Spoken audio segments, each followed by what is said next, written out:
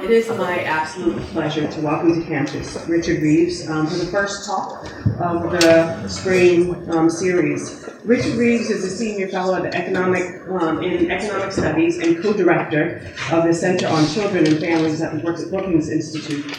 His research focuses on social mobility, inequality, and family change. Prior to joining Brookings in 2013, he was the Director of Strategy to the UK's Deputy Prime Minister. Richard's publications for Brookings include his latest book, Dream Hoarders, which we're going to learn a lot about today, in addition to, I think, about 5 other volumes that you've produced for Brookings since 2013. And those books include Time for Justice, Tackling Race Inequalities in Health and Housing, also published in 2017. Ulysses Goes to Washington, Public Myopia and Policy Commitment Devices, 2015. Saving Racial Alger, Equality, Opportunity, and the American Dream, Character and Opportunity, 2014, and The Parenting Gap, also in 2014. So you just publish 2 books a year and you're good, right? He's also a contributor to The Atlantic, National Affairs, Democracy Journal, The Wall Street Journal, and The New York Times. In September of 2017, Politico magazine named Richard one of the top 50 thinkers in the U.S. for his work on class and inequality. He is a member of the Government of Canada's Ministerial Advisory Committee on Poverty, and also teaches at the McCourt School of Public Policy at Georgetown University. After Richard gives his talk, we have 2 discussants from Berkeley's community, Sibel Fox and Paul Pearson. Sibel Fox is an associate professor in the Department of Sociology. Her research lies at the intersection of race and ethnicity, immigration, and welfare state policy. Her first book, 3 Worlds of Release, is essentially a tour de force, if there ever was one, and has received numerous awards and prizes. I recommend it highly it's basically one of the best books that I've written in the last decade, easily. Paul Pearson is the John Gross Professor of Political Science. Pearson's teaching and research includes the fields of American politics and public policy, comparative political economy, and social theory. His most recent books are American Amnesia, How the War on Government Led Us to Forget What Made America Prosper, All Center, The Republican Revolution and Erosion of American Democracy, Politics in Time, History, Institutions, and Social Analysis, and the Transformation of American Politics, Activist Government, and the Rise of Conservatism. So how this works is that Richard will give a talk that will last about 35 minutes or so, and then each of the discussants will speak for about 10 minutes before Richard responds, and then we open it up for Q&A. And that should take us to about an hour and 45 minutes or so. So we will begin with Richard's talk. Welcome. Thank you so much. Thank you so much for that very kind introduction, Sandra, and also for mentioning that they're not all books, by the way. That made me feel tired listening to that list. I think I was going to use the handheld, but I think I'll just stay here because I need to go through the slides as well. I may move a little bit later. Also, thank you very much for mentioning the Politico Top 50 Most Influential Thinkers list. I must say that in previous years, I've always thought that was a stupid list. Totally subjective, untethered to any real impact or intellectual integrity, but this year. You know what they say about prizes and lists. I was actually, more than being on the list, most thrilled that one of the other people who was on the top 50, Sandy Darity, whose work I hugely admire, listed Dream Hoarders as one of his books of the year, and candidly that meant at least as much to me as the list. And it's obvious from my bio and actually listening to me now that some confessions are in order as I talk about American inequality and the American dream. The first is that I'm not from around here. And I spent quite a bit of time apologizing for that when I moved to the US, and I'm working on US inequality and mobility. But I've actually come to believe that, and this is part of the inspiration of the book, that there's something to be said about a comparison between the class systems of the country that I left, the UK, and the country that I have come to, the United States. I actually am now, as of last October, a US citizen. In fact, I became a US citizen the last day in my state. I live in Maryland, where you had to become a citizen in order to register to vote in the presidential election, and I was determined to cast my vote. So actually in that year I voted in 2 elections of import, by mail in the Brexit referendum on the EU, and in person in the US presidential election. So it was a banner year for me, politically. I have a French friend who said, for God's sake, don't take French citizenship. I didn't, and Macron won. And actually, one of the reasons I ended up writing this book, I've done a lot of work on social mobility, intergenerational mobility in the UK, and now increasingly in the US, was a sort of reflection on the different ways in which the class systems in the 2 countries work. And so to kind of, in a sense, come almost to the heart of my argument right at the beginning, I've come to believe that the class system of the US operates more ruthlessly, efficiently than the class system of the United Kingdom. Now, we think of class in the UK, it's a very class-conscious society. In fact, it's saturated with class consciousness. Almost every interaction is an exhausting attempt to figure out exactly where you are on the pecking order of the British class system based on what you wear, how you talk, which fork you use, how you cut your cheese. It's honestly exhausting, and I cut cheese incorrectly when I went to Oxford. Someone said he's nosed the brie. To this day, I have no idea what that means, but I do know it revealed me to have not the right background. It's something to do, don't cut the point off. Anyway. And actually, I grew up in a working class town just north of London. My parents were very upwardly mobile. They were middle class. I grew up in a middle class family, but they had themselves risen from pretty poor backgrounds.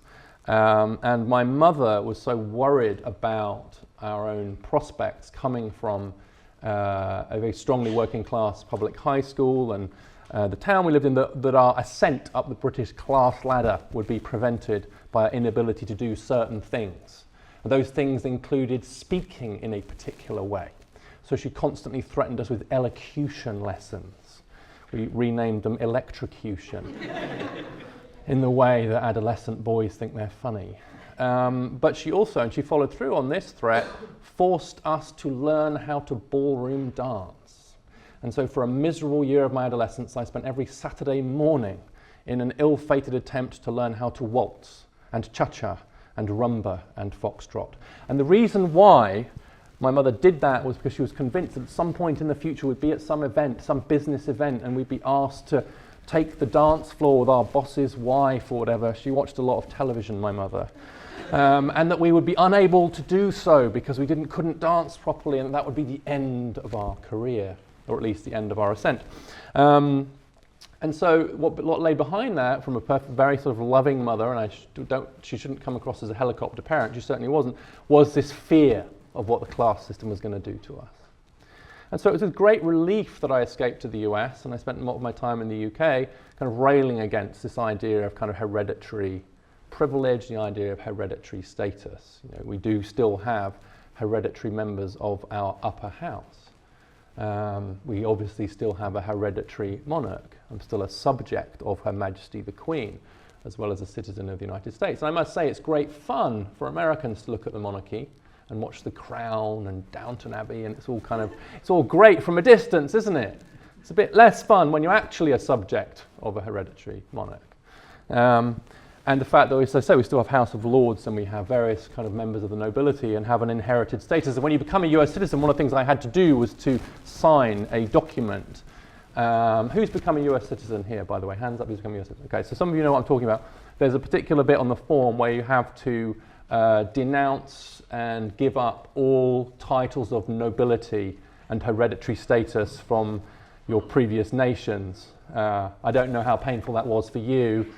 It was a relatively small list in my case, but the point holds that the reason you have to do that is because the idea of inherited status is profoundly un-American.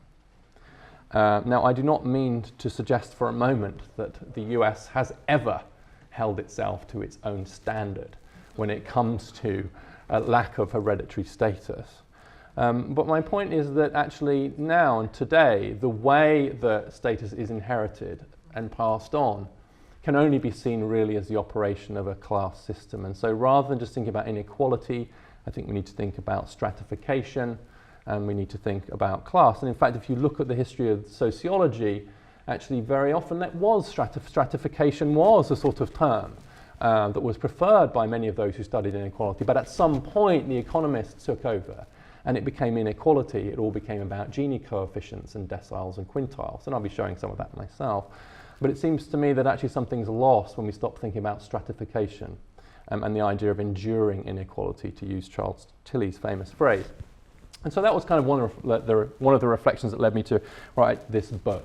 The other thing was something happened in January of 2015, which led me to think that I needed to write along these lines. And it started with this man. There's a few young people in the room, so just in case, this is Barack Obama, the 44th President of the United States, and doesn't it feel like a long time ago? And he suffered something of a political humiliation, apparently relatively small. And I opened the book with this story, so some of you will have read the story if you've read the book, but it was a real light bulb moment for me. And so I'll tell the story, as they say in Hollywood, based on true events. He's flying on Air Force One. He's flying from India to Saudi Arabia. With him on Air Force One is Nancy Pelosi, known to many of the people in this room, no doubt. Nancy Pelosi, whilst flying on Air Force One, gets a call from this man, Chris Van Hollen. Chris Van Hollen at the time was my congressman. He is now the junior senator for Maryland. Chris calls Nancy and says, Nancy, the president has just proposed a tax reform that is a terrible idea and we have to kill it. I don't know about your inbox or your mailbox, mine is filling up, and he has to drop this policy idea. She says, as it happens, I'm on Air Force One, I'll pop down and see the president. She goes down to the president's office, he's sitting in his office, there's a knock at the door. Hi, come in, who is it? It's Nancy. What's on your mind, Nancy? I obviously wasn't there, so I'm having to speculate a little bit. And she says, you've got to kill this tax idea. It was in his budget, you see. It was in his tax reform. You have to kill it. It's a terrible idea. So he says, I'll consult with my advisors, get back to you. Calls the White House. The next day, the reform is dead. The reform was to change the status of 529 college savings accounts. Hands up who knows what a 529 college savings account is. Yes, I'd expect many people in this room to know what they are. At the time, I actually didn't know what they were. So it was good for me because I've got them now. And we'll come on to that. 529 college savings plans, most of you'll know, they are savings plans which allow you to save for, up until this point, post-secondary educational expenses, and to do so with the money in those accounts growing free of capital gains tax. Also, it's exempt from gift taxes up to a certain point, so you can super load the money at the front end and get even more capital gain. Also, in most states, there is a state income tax deduction too. Not in California, but in Maryland where I live, for example, my wife and I can save $10,000 a year towards our two children's 529 accounts and set all of that $10,000 against our state income tax liability. And we're top rate taxpayers in Maryland, so that saves us about $500 a year once you take into account the federal clawback. So that's not bad for doing something you were going to do anyway, or ought to be doing anyway. It's a pretty good rate of return. And then, of course, if it's in there long enough, we'll escape the capital gains that we would otherwise have had to pay on it. There is no evidence that it increases saving, really. It simply moves it from one vehicle to another. It is necessarily regressive because it's really only the people that are going to be liable for capital gains tax who it makes sense to save, and they are the only ones that have the money to do that anyway. And it's because of this regressivity, which you can see here from some slightly out-of-date figures now, but which just kind of show you the skew in the number of people. This is by income quartile now, because that's the way that the Treasury put this stuff out. With the poorest quartile on the left and the richest on the right, and the bar on the left tells you what percentage of people in that quartile have a 529 plan, and the one on the right tells you of those who have a 529 plan, what is the average balance in terms of dollars. In fact, the survey is so small that in the quartile on the left, the poorest quartile, that bar represents one person in the survey. There's only one person in the bottom income. So one of my dear wishes would be to track that person down and bless them, but also wonder who's giving them tax advice, because the chances they're going to get capital gains is pretty low. Some states actually match and so on. But the point is that anybody looking at something like this says, okay, it doesn't work, it's massively regressive, we're wasting $2 billion a year on the upper middle class who frankly don't need our help. So Barack Obama proposed to replace, going forward, the 529 benefit with an opportunity tax credit, which would be much more progressive. Still arguably not progressive enough, but certainly a whole sight better than what we have in 529 plans. The idea was killed not by Republicans, but by Liberal Democrats, Nancy Pelosi, Chris Van Hollen, etc. At the time, the median incomes of the counties, which roughly match their congressional districts, are these by comparison to the national. So you don't need me to tell you that people like Van Hollen and Pelosi, relatively Liberal Democrats perhaps, also represent highly educated and very affluent districts. And it was their constituents that lost it over the prospect of this tax deduction being taken away. And I came to believe that something had that little apparently small moment revealed that there was a deeper problem in American political culture. And it was this, that because of the myth of meritocracy and the veneer of classlessness, the camouflage of classlessness, that successful, rich Americans had been able to convince themselves that they were entitled to their tax deductions. And that presents a huge problem for anybody who wants to build a more progressive political platform. And Paul Waldman in the Post made this point about that it had gone, this 529 proposal went for the upper middle class. You cannot afford to anger these people. They know how to look after themselves.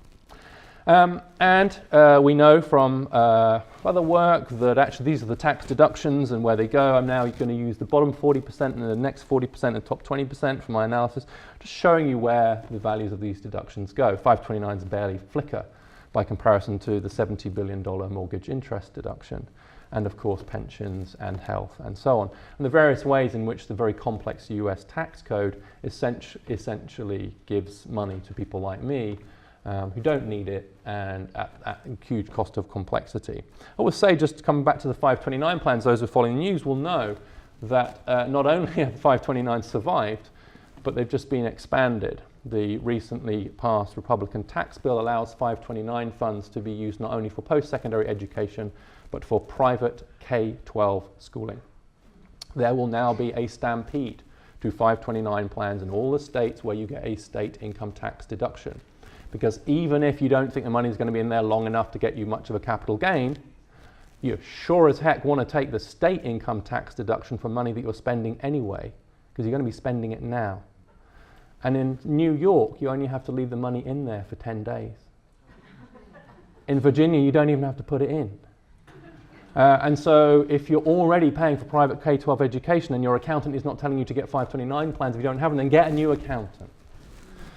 And so what we're seeing is this kind of expansion. And this sense of entitlement and what I come to believe is a form of hoarding of opportunity and wealth is what motivated the book. What I'm going to do now briefly, just in the next 15 minutes or so, 20 minutes, no more than that, is to just run through the argument of the book. Obviously I can't cover all of it, and I really welcome the debate afterwards. But just to give you a kind of sense of the kind of framework that I'm going to go through, this is the essential argument. The upper middle class, who I define as the top 20%, I'll come to that, are separating from the rest. That inequality is enduring across generations. It's inherited inequality that we're seeing. I make a brief distinction between relative and absolute mobility. I make the argument for downward mobility. This is the one that loses you dinner party invitations, let me tell you. There are very few people in favor of downward mobility, it turns out. And then I talk about the two mechanisms by which I think this enduring inequality is taking place. One is through what I call market meritocracy, largely through education and skills, and the second through straightforward opportunity hoarding, to borrow Tilly's, which is essentially rigging the market. And then lastly, I'm going to come to the place I started, which is solving the I'm not rich problem. Okay. First point, upper middle class is separating. So one of the other arguments I aim at in the book is the idea that the problem of inequality is the 99% versus the 1%. I've come to believe that that is actually a very unhelpful way to frame the inequality problem, because it allows a whole bunch of people off the hook. It's just the top 1%. Today that requires you to have a household income of well north of $400,000. Say $430,000 household income puts you in the top 1%. And so actually it seems to be sensible to just say, well, we are the 99%. I think it's wrong empirically and dangerous politically. But to be fair, this is the kind of chart that would make you think we are the 99%. This shows you the real incomes of the top 1%, the 19% below them, the 40% below them, and the 40% below them. So sure, look at how crammed up we all are at the bottom there. Assume, as I am, that I'm in the upper middle class. I'm in the 19% below the top 1%, which I am. I'm not in the top 1%, but I am in the top 20%.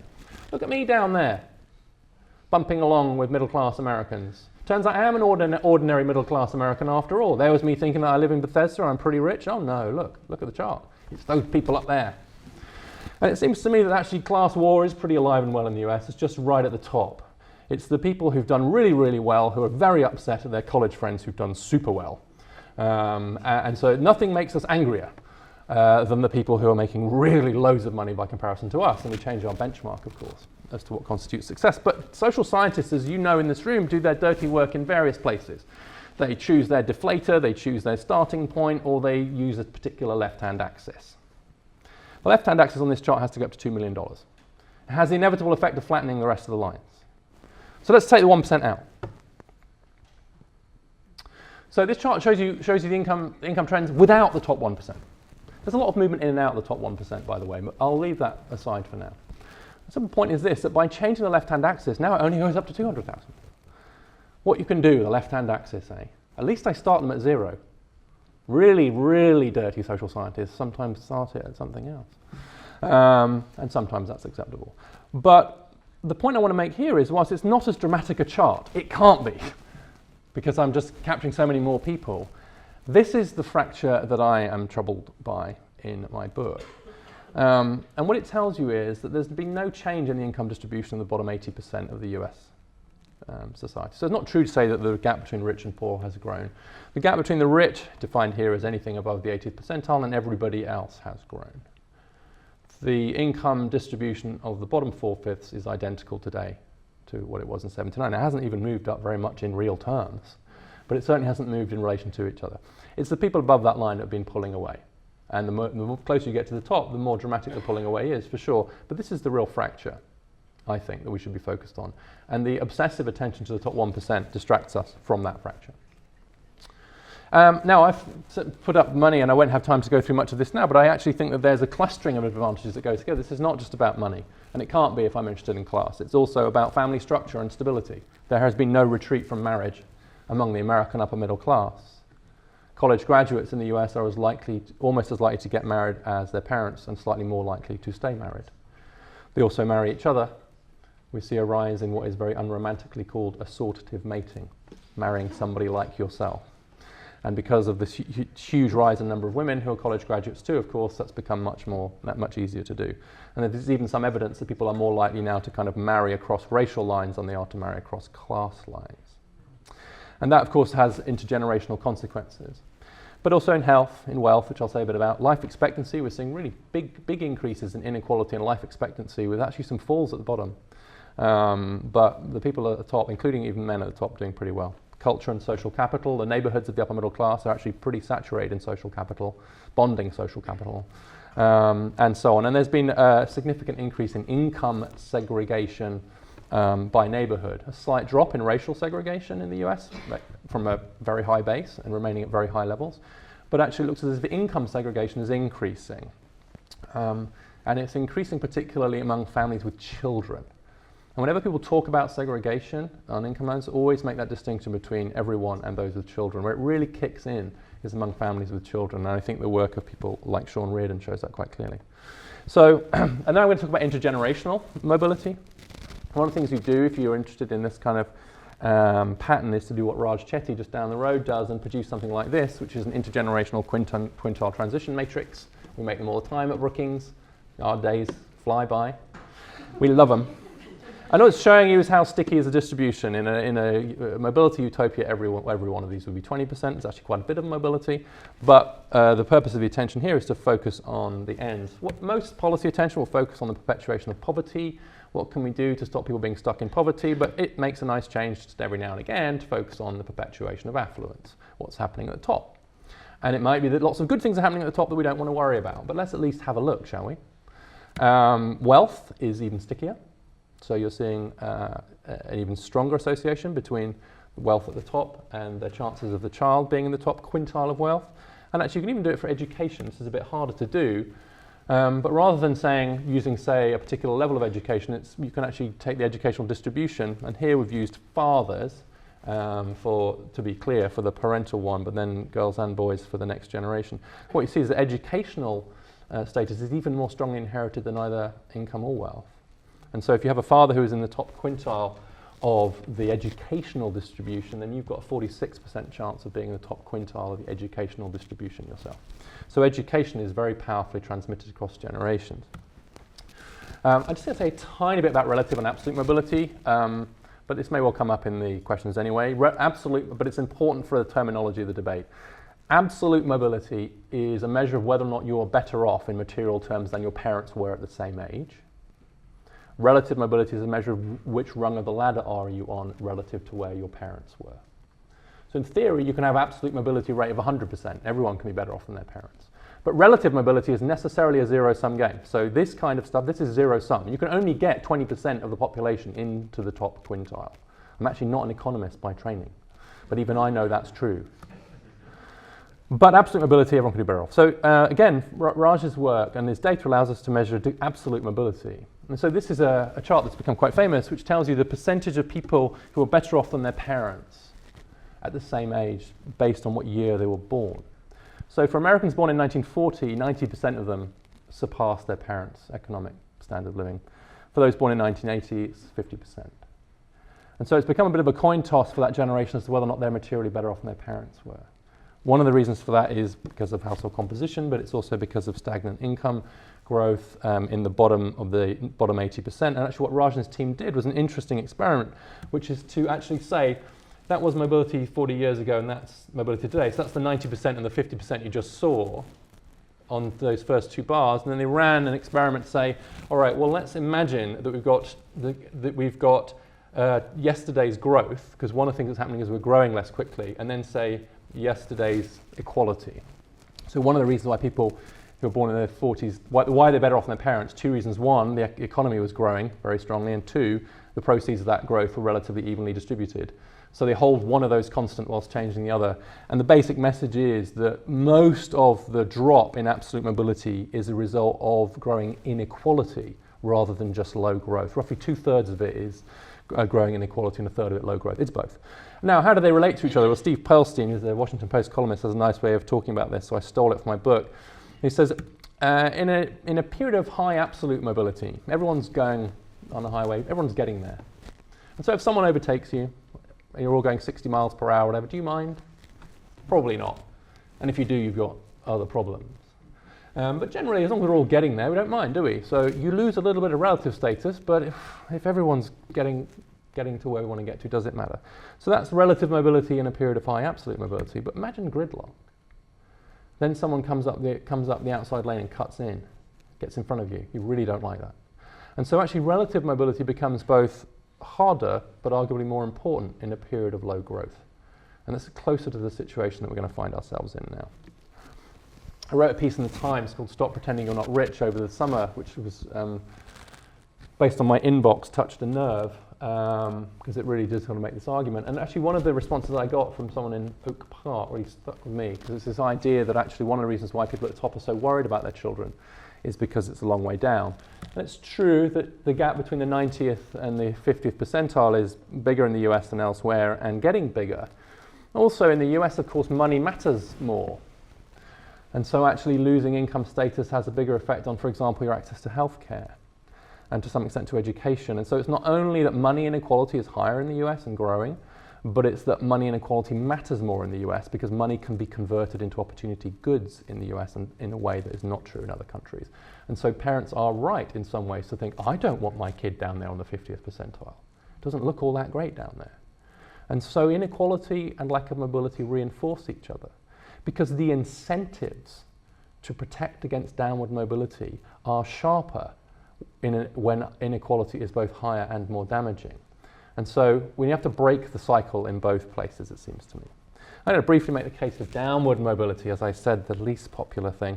Mike Miller said, actually, downward mobility might be a better measure of fairness than upward mobility. Someone actually asked Americans how much mobility he thought there should be. This was a couple of psychologists, and he split them into conservatives and liberals, said, this is people who are born into the bottom 20%, where do you think they should end up? And the Pew data on the right is the actual number. It's a bit different to Chetty's, but the principle's the same. And it turns out that everybody wants lots of upward mobility. Look, they want there to be almost no association between being born poor and ending up poor. They want poor people to basically end up across the income distribution, a wildly utopian idea. Well, by definition then, it must mean we'll have lots of mobility from the top down, but actually the psychologists asked them this question too. What's the ideal amount of downward mobility from the top? So, look, to be fair, not everyone deals in quintiles. And so we weren't sort of thinking that same, but it does sort of speak to the fact that there is an issue here, which is that the zero-sumness of it is true, but no one's going to be in favour of themselves or their children being downwardly mobile. I understand that. That's perfectly natural. How then do we perpetuate status?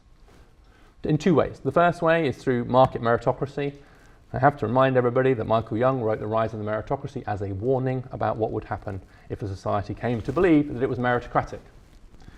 A number of things will happen. It will become more unequal because the winners are entitled to their winnings. They're meritorious.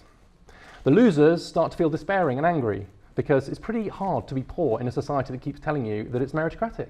After all, it can only be your fault.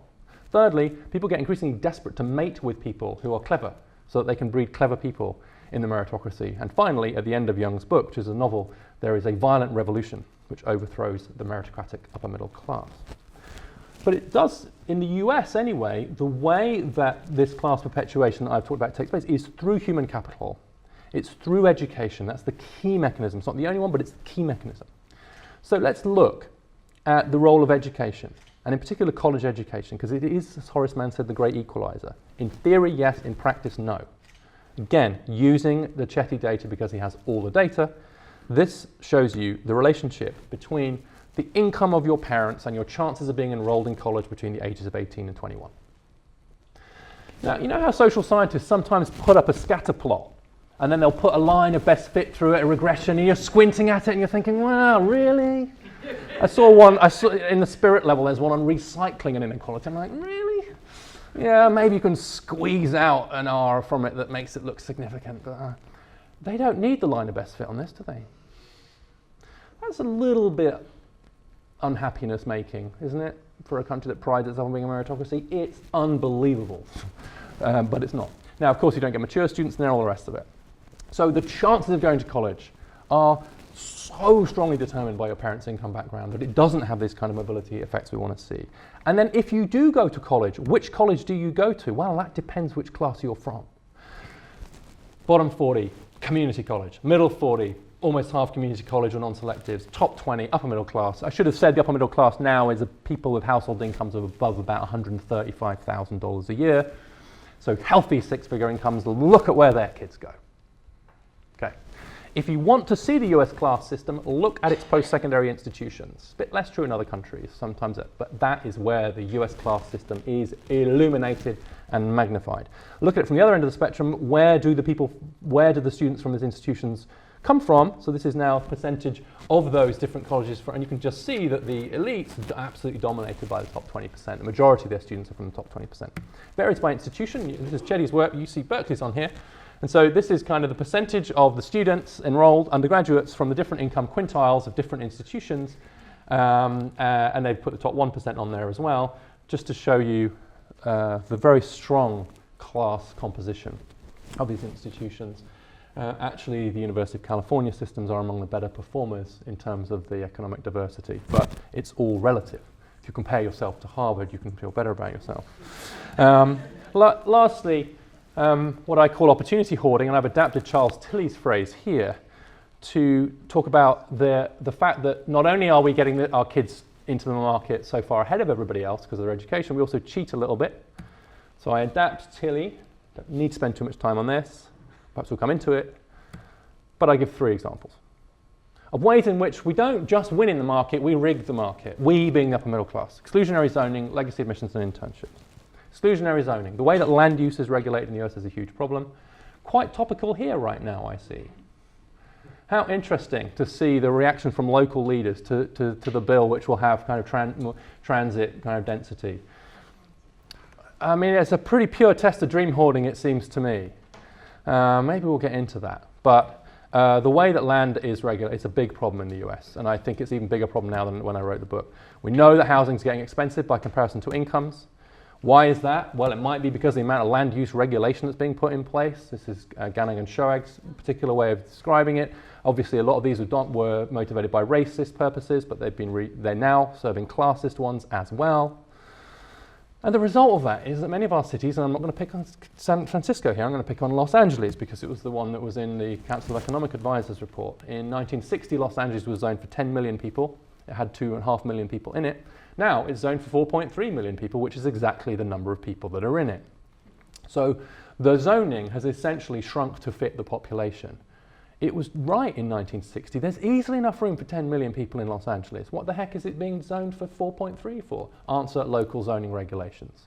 And those of us who are on the right side of that, we get a mortgage interest deduction to buy an expensive house. We then zone out middle income or poorer people to protect the value of that house. We then capture good quality public goods like public high schools, etc. Through a combination of federal, state and local policies, we were able to rig the system in our favour and in our kids' favour, and then try and convince ourselves that it's all a result of meritocracy.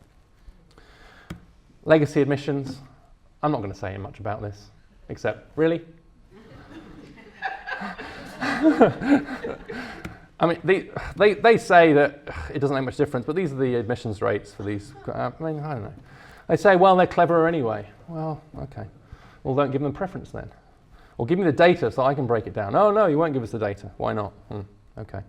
The only country in the world with hereditary principle operating in post-secondary admissions.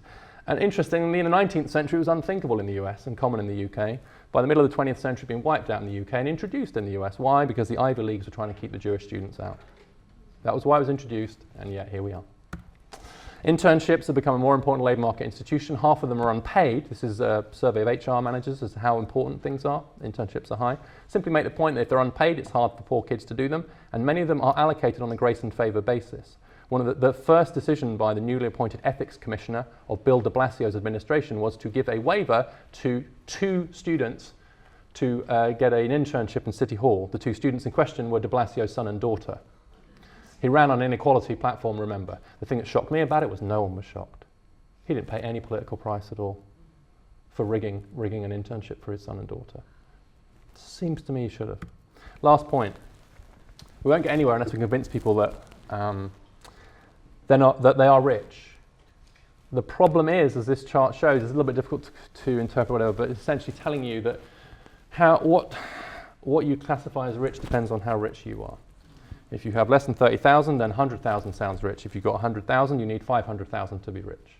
We all just move the reference point up. And the problem here is that the more entrenched inequality gets, and especially if it's spatially and occupationally entrenched, our reference point for what counts as rich will move quickly as well.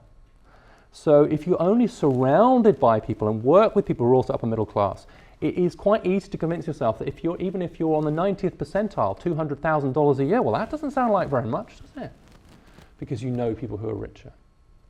And so this failure to look at inequality around is a huge problem. And when I was finishing the book, Belle Sawhill, my colleague, said, you can't write a book like this without reading Hofstadter. And Hofstadter seems to me to be more required reading by the day, especially his work on the paranoid style in American politics. But this is what he said about the progressive era, which is that there's a moral indignation that lay behind it, and it wasn't entirely directed against others. Whereas now the moral indignation is always directed against others, isn't it? It's always either the super rich or the feckless poor or immigrants or something else, never about us, is it? It was in great and critical measure directed inward. Contemporaries who spoke of it as an affair of the conscience, if I'm not mistaken. Now, I don't know how true that is. I'm not a historian, and there's a lot of other stuff going on, some bombings, for example. So I do not want to romanticize it, but nonetheless, to the extent that it's even partly true, it seems to me that if we want anything even resembling another progressive era, then we need another affair of the conscience. And that requires those of us who are in the upper middle class, when we're talking about and thinking about inequality, not only to look up and to look down, but just occasionally to look in the mirror.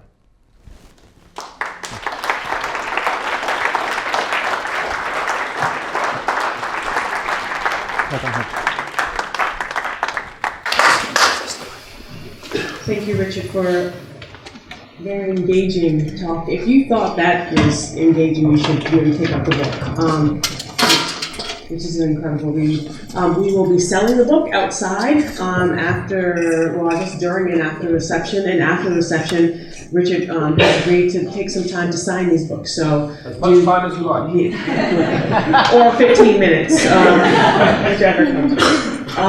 So let us move on to the discussants. We'll have Sibylla Fox first, and then Paul Pearson. So it's a pleasure to be here to offer comments on Richard Reeves' stimulating and thought-provoking book. Dream Hoarders is really a pleasure to read. The writing is crisp and clear and thoroughly engaging. And I really appreciate the attention you pay to questions about relative intergenerational mobility. I think with all the recent talk about rising economic inequality, as crucial as that conversation is, I think it's easy to lose sight of the importance of mobility and how hard it is for those on the lowest rungs to climb up. Now, tackling relative mobility is important, as you argue, if we want to avoid the development of a rigid class structure in the United States. But it's also important for one issue that you don't discuss quite as much in the book: racial inequality. Because I think we're unlikely to eliminate racial inequality if we don't also attend to questions of relative mobility. I also think that the attention you pay to the upper middle class is necessary and long overdue. The upper middle class has been able to insulate itself, as you show, from many of the pressures that the bottom 80% face, partly through their income and wealth, partly through residential segregation. And all of this affords the upper middle class greater educational and occupational opportunities, greater security, as well as better health and longevity. And I agree both to satisfy principles of fairness and to generate the revenue necessary to properly address barriers to mobility, that the upper middle class is going to have to give up some of its privileges. This should include, among other things, some of the deductions embedded in the tax code, which subsidizes their housing, healthcare, retirement, and children's education. Now, what makes this hidden or submerged welfare state so unfair is that it showers the biggest subsidies on those who need them least. And part of what it makes it so pernicious is that because it's hidden in the tax code, it allows us to essentially remain in denial about this fact. Now, so having said all that, I think you should go and buy the book and get it signed. It's a wonderful book. But I'm here also to offer a few words of critique. And I'm going to do so in 5 parts in hopes to kind of stimulate interesting conversation. Now, my first point, which is probably the most trivial, concerns the glass floor metaphor, where you talk about the upper middle class placing beneath their children's feet this glass floor to keep them from falling out of the favorite bit. Now, Florencia Torsha, a sociologist at Stanford University, recently released a report, which I happened to check out, on intergenerational mobility. And in it, she calculated the probability of downward mobility for individuals born in the United States after, or right around 1960. Now, using data from the National Longitudinal Survey of Youth, she calculated their relative class position when they're children, using their parents' income, and then again when those children were adults, using their own income. And she found that the probability of downward mobility for the upper middle class, whites, was over 60%, and for blacks it was nearly 70%. So how strong is this glass floor exactly if the majority of upper middle class children, including whites but especially blacks, fall through it? Now, it's clearly hard to move up and out of the bottom 20% or even out of the bottom 50%, especially if you're Black. But it seems also true that the majority of those who grow up in the upper middle class families, when their children won't be upper middle class when they reach middle age. Now, that doesn't mean, of course, that upper middle class families aren't passing on important advantages to their children, including wealth and occupational status, as you mentioned. And it's clear from the data that you present in the book that when those people in the top 21% fall, they tend not to fall very far down the socioeconomic ladder. So to be clear, this is not an argument to keep legacy admissions or the privileges of unpaid internships or other opportunity hoarding mechanisms. I'm more than happy to do away with those for good. But I think it might suggest that we need a different metaphor than the glass floor to properly or to better visualize what's really going on. Second, I think that you sometimes in the book underestimate the structural problems in the labor market that not only limit mobility but make life so hard for those who are on the bottom rungs of the ladder. Now, you say that what you're arguing for is, quote, a meritocracy for grown-ups but not for children. You want to give kids the chance to be competitive in the labor market, but there's kind of moments where you seem far less concerned about those who don't fare well in this competition, including their parents, so long as they weren't disadvantaged by anti-competitive opportunity hoarding and they've had a chance to develop their human capital. But my question is it really possible to give children a chance to effectively compete when their parents are subject to the vagaries of a labor market, which promises increasingly less stable or less stability, fewer benefits, and low pay, when quality childcare is out of reach, when access to healthcare is threatened, when their debts mount, and each year people are falling further and further behind. Now, you spend time parsing sometimes whether giving cello lessons to your child counts as opportunity hoarding, but it's not at all clear to me how you create real opportunities for all children to succeed while leaving larger questions about the structure of the economy off the table. But even if we could do that, right, even if we could create a meritocracy for grown-ups but not for children, why should we be satisfied with a system that only allows 20% of the population, whoever they are, to lead lives that allow them to thrive and flourish? Now, third, there were times in the book where I thought you understated the true nature or character of economic inequality. Less so in the presentation today. When you said that, quote, the top 1% is not them, it's us, the upper middle class, having a good year, it seems that you're evading the fact that most of the gains in income and wealth over the past 30 or 40 years have been concentrated not just in the top 1%, but in the top 0.1% or 0.01%. So the average annual income of the richest 0.01% of households, or 1 in 10,000, is now more than $30 million a year, while it was $4 million in 1974. That's not just an upper middle class family having a good year. That's a winner-take-all economy, as Paul Pearson might say. Now, fourth, I think you're quick to dismiss the idea that the United States would ever tackle inequality in the way that many countries in Europe have, because the United States has a strong culture of individualism. In a section you title, and I imagine you imagining me while you're writing this, quote, sorry, but individualism is as American as apple pie. You argue that individualism has been hardwired into the very idea of America from the beginning. But I think this argument ignores the fact that when I was born in 1974, the United States wasn't such an outlier when it came to inequality. It looked much like its European counterparts. If individualism is such an essential component of American identity, how do you explain this period of shared prosperity, at least for white America, that prevailed in the post-World War II period?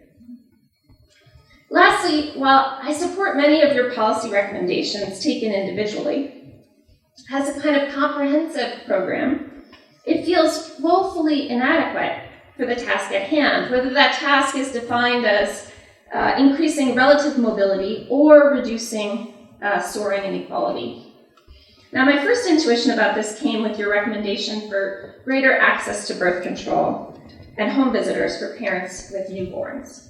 Now, let's leave aside the paternalistic nature of those policies or the fact that fertility rates among young women, whether they're teens or early 20s, are already quite low by historic standards. Or the fact that by design, a huge swath of society in this merit-based competitive world is destined to struggle to be able to afford to have families in the first place. So leaving all of that aside, why not instead call for universal health insurance, which could include both access to contraception and home visits for anyone who might choose them?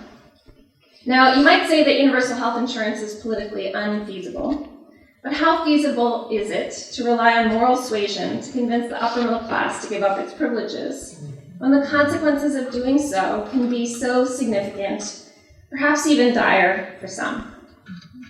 Now, I'm in favor of moving the best public teachers to the poorest areas, as you suggest. But as a cynic, I also fear that one likely result of doing so would be that the upper middle class would simply abandon the public school system altogether and send their children to private schools, as many of them already do. Now, you say in the book that if there was more downward mobility, so this is part of an argument to focus on mobility rather than inequality. You say if there was more downward mobility, perhaps the upper middle class would support greater redistribution to reduce inequality. But it seems equally plausible to me that if there was less inequality, the upper middle class might not be so concerned with hoarding opportunities. Now, as my friends in political science have shown, policies can also make citizens. And if those tax deductions that favor those who need them least are replaced with universal policies that benefit everyone, perhaps with some targeting for the least advantaged, then you might be able to build the kind of cross-class solidarity and coalitions necessary to sustain a tax and transfer system that effectively tackles poverty and inequality and promotes opportunity for all. Thank you again for an incredibly stimulating book. Again, I strongly encourage everyone to buy it, and I look forward to the discussion. Those are two great presentations. And I wanted to start by just adding my admiration for the book. And I was always taught this is called an Oxford sandwich, where you start with a bunch of compliments and then you have a bunch of criticisms and then you end with the compliments. But I really mean it. It's a really tremendous book. I've thought about a lot of these issues for a long time, and yet I found myself learning a ton from reading it. Well argued, provocative, extremely accessible, which I think is something we don't value enough. When we have these kinds of conversations, what's wrong with making serious arguments in a way that a broad, interested readership can understand? Right. It seems to me that's in terms of we're trying to create a more equal society with more equal engagement among different kinds of groups. One thing we can do is try to write an accessible way, and this book is certainly written that way. But I do see, my job is to sort of saying, okay, well, what are some of the things that we could talk about more? And so I want to offer a few places where I found myself saying, yeah, but, and just put them on the table, and then we can see where the conversation goes. So the first, and here maybe not surprisingly, I want to build on one of Sibel's points, which is you do make a strong argument both in the presentation and in the book that really when we think about inequality, the right thing to do is to focus on the cleavage between the top 20% and the bottom 80%, not the Occupy Wall Street slogan. It varies both in your presentation and in the book. You talk about it as the most important cleavage. You refer to the obsession with the top 1% and suggest that, really that's just kind of about envy. And I really think that's not right. But mostly what I would want to emphasize about this is I don't think we face an either-or choice. I don't expect that you would think that we do either. I think we can actually walk and chew gum at the same time. I think that we can think about the cleavages between the 20% and the 80%, and we can think about what's going on with the top 1% at the same time. But I understand partly any author, right? You're trying to attract attention to an important problem, And so part of what you do that is say, look, don't, you guys are all thinking about that, let's think about this other thing instead. But we do not, I think, by any means want to leave aside what's happening within the top 1% and how that's related to broader transformations in American society. Those changes are really, really big. They're really, really consequential, right? And there's a little bit, there are places where I think, as you say, there are ways to present data that steer people in various directions. And when we talk about the 1% and we talk about averages within a quintile, including the 20%, it's easy to lose sight of how steep the climb is. The difference between, so as you say, 2/3 of the income gains in the top 20% went to the top 1%, right? That means on average 10 times as much as for the rest of that top quintile. But once you get inside the top 1%, you're still in the foothills, right? You're looking up at a mountain, right? And when so say that's the top 10th of 1%. You get inside the top 10th of 1%, you're in the foothills looking up at a mountain, right? That's the way it is all the way out. And one could argue about, what's the right balance and how we think about the fact that these things are going on simultaneously, including the very important closures that you're talking about. But we definitely shouldn't lose sight about what's happening at the very top. Just one, I'm a political scientist, so one reason why I would say that is because I think it's hugely consequential for politics. Federal government just passed a big tax cut, right? Huge tax reform. In fact, they actually went after some of these upper middle class tax cuts, right? They raised $1 trillion over 10 years, right? From taking away some of the tax benefits of a lot of the people in this room, especially since we're in California, right? They could have funded everything you advocate in the last chapter with that money. Right? They didn't do that, right? They gave it almost all the people at the very top of the income distribution, right? And in addition, they decided that they were going to run up a bunch of debt that's going to make it harder to finance the things you're talking about, so they could give more to those people, right? So I think that's important. Okay, second point, then totally shifting gears. All my points are pretty much unrelated from each other. Okay. Zoning as a form of opportunity hoarding. I think this is an incredibly important issue. Right?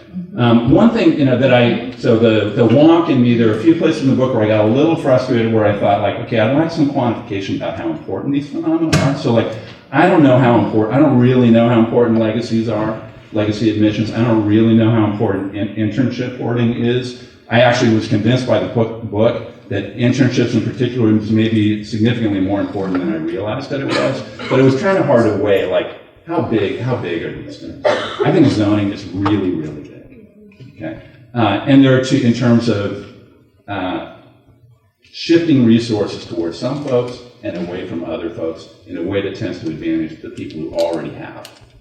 Right? But there are two different ways of framing, I think, what's going on with zoning, both of which are actually true, but they're distinctive. And actually, the framing, I think, in the book is a little bit different than the framing that you presented today. So the two ways to frame it, so the first way would be to say, think about a Tony suburb, right, that makes it hard to build moderate income housing in it. So it can keep its schools and its tax base just for rich people. I don't know, Walnut Creek, something like that, right? That I think is, on the whole, the way that you tend to describe what's going on with exclusionary zoning in the book. But there's another way to think about it as well, not inconsistent with that, but distinctive, which is there are these big agglomeration economies developing in the US, right? More and more of the high-end, high-paying economic activity is taking place in a handful of areas concentrated around these dynamic cities. We live in one of these areas, New York, Seattle, Los Angeles, you know the list. Right? And that, although there are issues having to do with, say, access to schooling and stuff like that, there's a huge amount of exclusionary zoning that goes on in areas like this. It's just impossible to build housing around here. And so people can't move to these areas, right? Or if they're on relatively low incomes, they're increasingly pushed either far, far out, so they're spending all their time commuting, or they just give up on the area altogether, right? It's not, in both cases, exclusionary zoning is a very important mechanism for producing this, but they're different, right? And one reason I think in some ways it relates to what Sibel was saying about thinking about the broader structures of the economy. Education and the development of these systems of merit is a really important part of that. But we're shifting towards a knowledge economy, right, in which you need to be able to get access to certain places, right, in order to have access to good job markets, right, to good jobs, to good job markets, to job networks, to marriage markets, right? Actually, most of these high-skilled, super high-educated folks, they're actually not getting married in college or necessarily the people they meet in college. It's often they go to these jobs in these places, and that's where they get married, right? So I just think that's a really important aspect of opportunity hoarding that's developing and distinguishing between the kind of Tony suburb, that makes it hard for you to build, so they can keep their property taxes to themselves and keep their schools to themselves.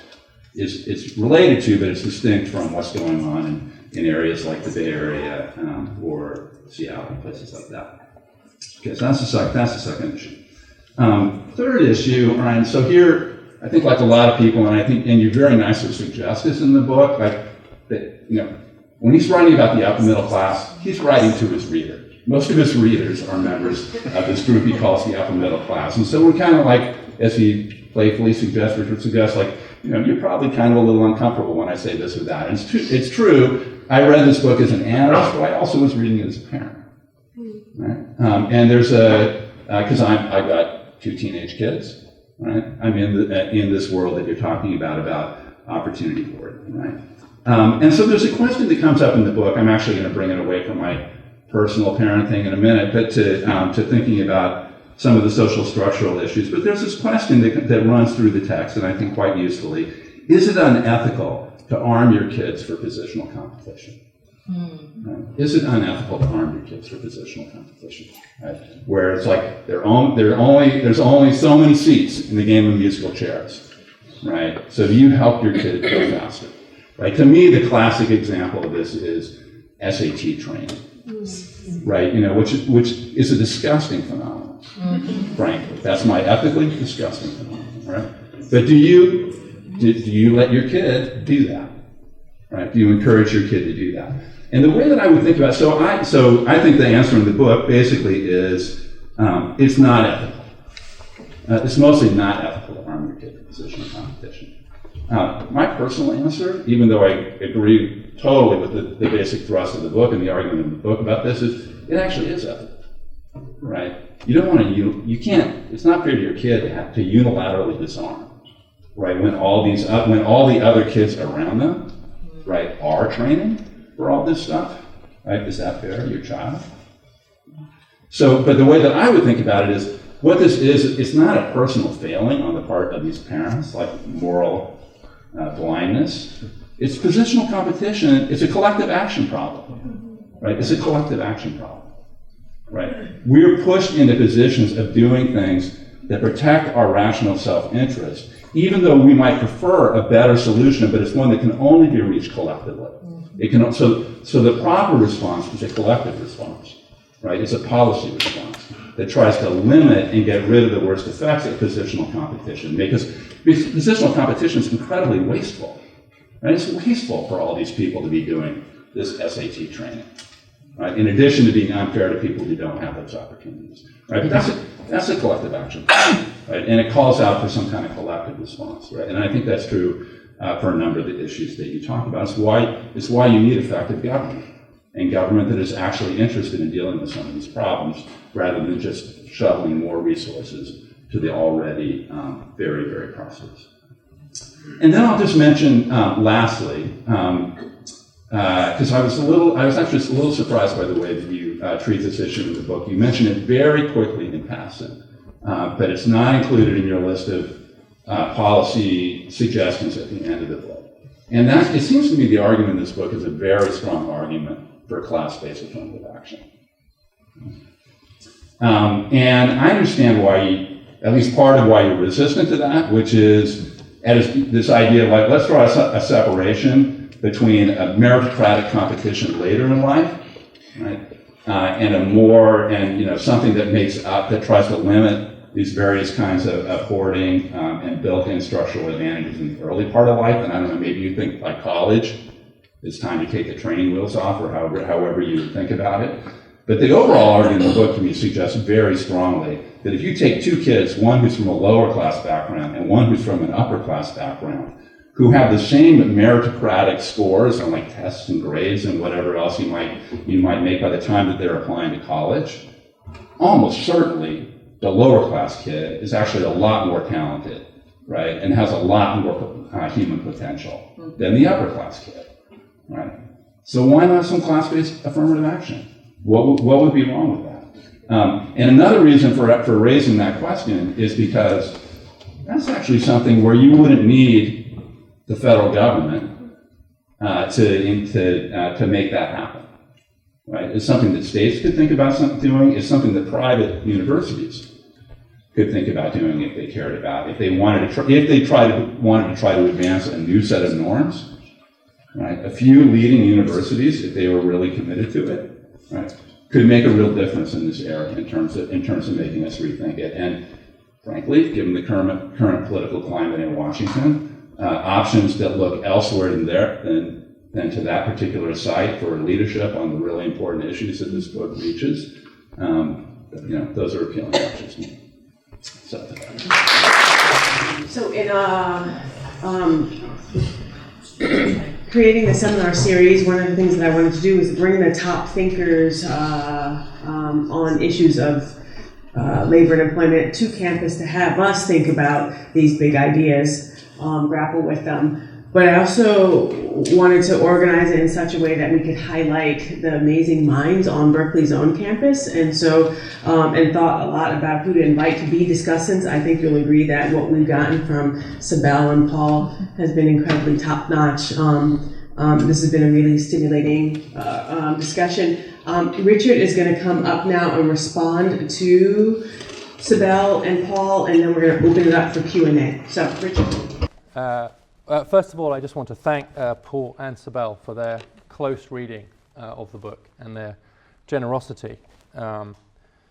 Whenever someone describes a work as accessible, you worry about their motivation. As Richard Thaler writes in his excellent book, Misbehaving, because I spend my time among economists, he says, "It is not just that economists don't value clear writing, they mistrust it." But I take it as an unvarnished and genuine compliment rather than the backhanded one, which academics sometimes mean by it. So I appreciate it. And it does elucidate argument, which I think is the purpose of the book. The purpose of the book is not to be comprehensive. It is not to cover ground that's been covered before. It is not to get me tenure. It is to sharpen an argument and to put that argument into the public domain. And I think some of the shortcomings of it a reflection of some of those editorial decisions. But I think these are really, really important points. I obviously can't manage, I won't sort of go through them, I think kind of one by one, but I will pick up a couple of them. I think Florencia's works, about which you mentioned, does show there's downward mobility, but it also shows they don't go too far. And Bash Mazumdar's work shows that the closer you get to the top, the less downward mobility there is. And so the stickiness does kind of go up. So that suggests that, I could have written a book about it. Someone said to me, well, why isn't it about the top 10%? Okay, I'll take it. In that sense, honestly, I'm not sort of I'm not going to die in a ditch for a particular percentile cutoff, and clearly many of these things deepen as you get towards the top. I think that speaks to your other point about, I think actually it was Paul's point about how big a problem are things like legacies and internships. And I think by comparison to land, as you've suggested, they're tiny. They're trivial by comparison to the issues around land use regulation and the post-secondary education system in the round, but they're symbolic. And I think, and legacy preferences, and Paul Krugman made this point when I argued with him about this in New York, he actually looked at the numbers on legacies, and it looks like it's a kind of top 5 to most 10% problem. All right, this is not people right at the bottom of my top quint. This is people towards the top. But it does seem to me that if we can't persuade institutions that it'd be about to get rid of a hereditary principle at the top, then the chances of persuading them to do more radical things like class-based affirmative action I've come to strike me as very trivial. And so I've chosen it as a kind of symbolic test in a way, a sort of litmus test of how far we're willing to go. Because if we're not willing to get rid of that, then we might as well give up the ghost of the idea of meritocracy altogether. And it's also a test of the willingness of those at the very top of the kind of distribution to give something up in precisely the way that, Paul, I think you talked about, which I'll come to in this sort of collective action problem. Meritocracy for adults but not children. I'm glad that you quoted that, and I struggled a lot with this. By and large, I think the idea of best person for the job has been quite a good principle in the labour market. It's certainly helped us with some of the inequalities which we've historically faced, race and gender and so on. And I don't by any means suggest that it goes far enough, but I'm probably a little bit more reluctant, I think, perhaps, than you are about to give up that idea that the labour market, when it's operating reasonably well, maybe a terrible system, but better than all the others, to paraphrase the idea about democracy. So I'm quite reluctant, in a way, to give up that idea. Well, the problem is the preparation for it. It's the distribution of merit as defined by the market before. And so I do attempt to make that distinction. It doesn't mean that we shouldn't still have a good floor, that we shouldn't protect workers. And there I think it's not just things about money, but it's things like security and power. And so I think the issues around scheduling, for example, uncertainty of working hours going forward, access to paid leave, these are many issues that I'm very strongly in favour of, but they're not my main focus here. Both of you made the point that I've understated the top 1% or 0.1% or 0.001%, you know, however high you get up the mountain, there's always someone higher point. And I think there's a lot of truth to that kind of empirically, and I think the political problems of that I would state more strongly now than I did in the book, as we've seen what's happened. And the tax bill is, as you say, a great example of that. I happen to know that the White House ordered a few copies of my book. So all I can suggest is they read the bit about 529 and said, great, let's do more of that. And then read the bits about how everyone's really angry with the upper middle class and said, terrific, let's take money off them. But rather than using the money for the stuff that I wanted it to, they gave it to the top 1%. So they literally redistributed it in the wrong direction from what I was hoping for. And so I think actually I'd be a little bit more, I would lean more heavily now, as I think both of you did, on the political economy of the top 1% than I did when I was writing the book. I think I understated that. I will say, however, though, that for me it was more the we are the 99% that really upset me. And I do still think that the way that disguises some of the fractures that occur lower down the income distribution has been a problem. And so whilst I take the point about the political economy of the top 1%, I will continue to resist this idea that we are the 99% just because we fall outside the household incomes with more than 450,000 and that we're all middle class. Because I think I continue to believe that's very unhelpful. Sabelle's point about the policy prescriptions in the book, well, woefully inadequate.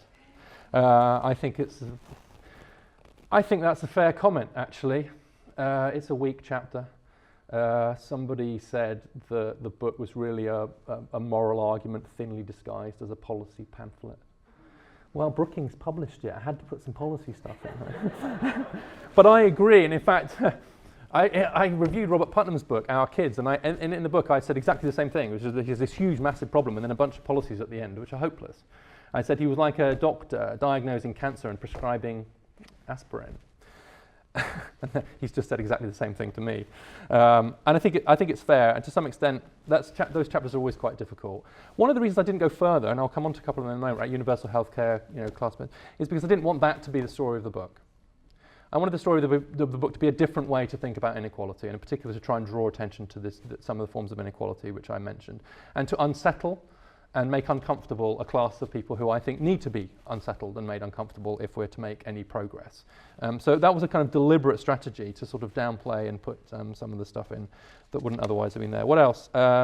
So land, I take the point, Paul, about the agglomeration, and I think that is a huge issue, and perhaps we'll get into that in the Q&A because it's topical and local and so on. But land is by definition one of the things that control of will make a huge difference. The political economy of that, if I was writing again, I would say way more about that. And I just think by comparison to the other things I mentioned, it's an order of magnitude much greater. Class-based affirmative action, yes. I think the arguments you make for that, I would absolutely strongly support.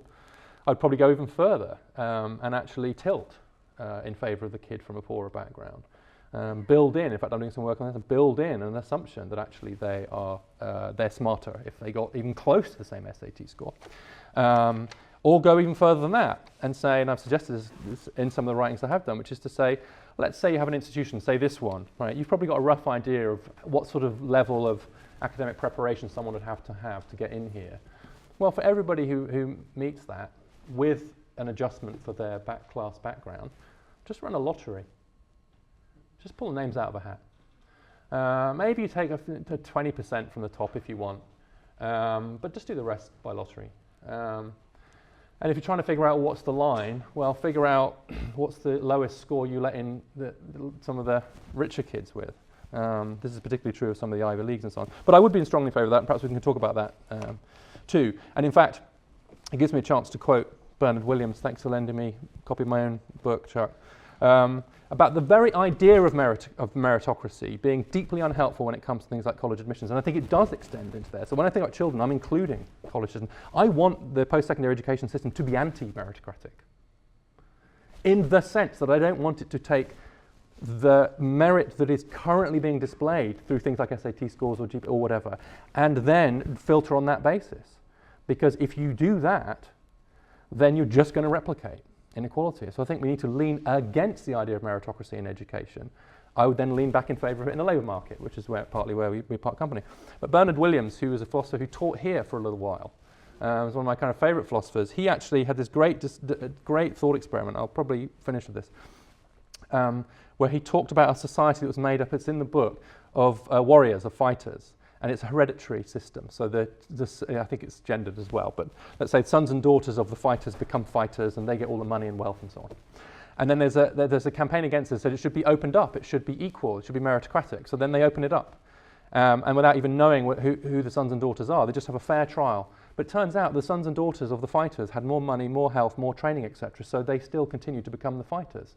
And so it doesn't actually change the inherited pattern after all. And so what happens then is that the protesters, the reformers protest, I'm quoting Williams now, protest that equality of opportunity has not really been achieved. The wealthy reply that in fact it has, and that the poor now have the opportunity of becoming warriors. It is just bad luck that their characteristics are such that they do not pass the test. We are not, they might say, this is the wealthy, excluding anyone for being poor. We are excluding people for being weak.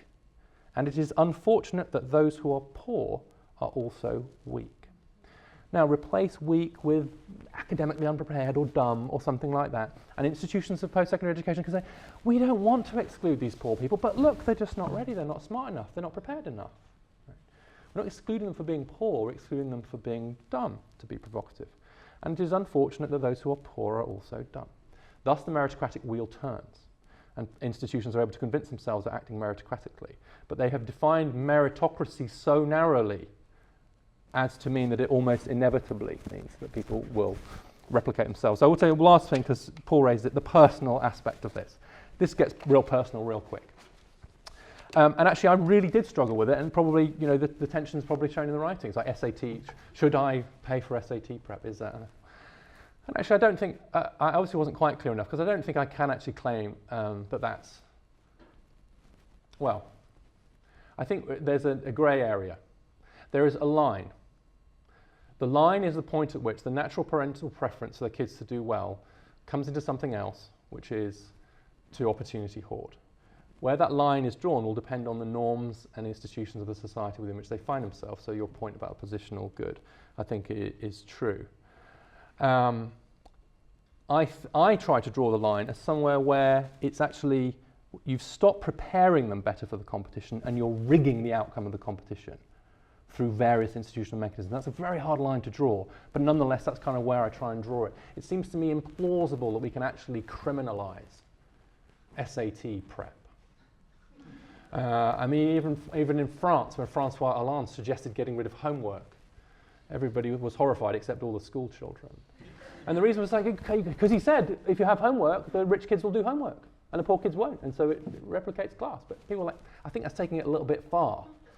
And I think the same would apply to some of these arguments. So I think it's like where the institutions are kind of rigged. And so, yes, it's a collective action problem. I think it is unethical to engage in a behaviour which is a market rigging opportunity hoarding behaviour as opposed to a preparation behaviour. Again, it's hard to draw a line. I think it is unethical. So I think it's unethical to get your kid into an institution based on your personal networks or your legacy status or your donations to that institution. I think it's unethical to give an internship opportunity to someone who you happen to know or is rigged in some way. I think those are unethical behaviours. I don't know if I would go as far as you to then say SAT prep is unethical too, but I will say that it has the same feature of it's a collective action problem, as you correctly say.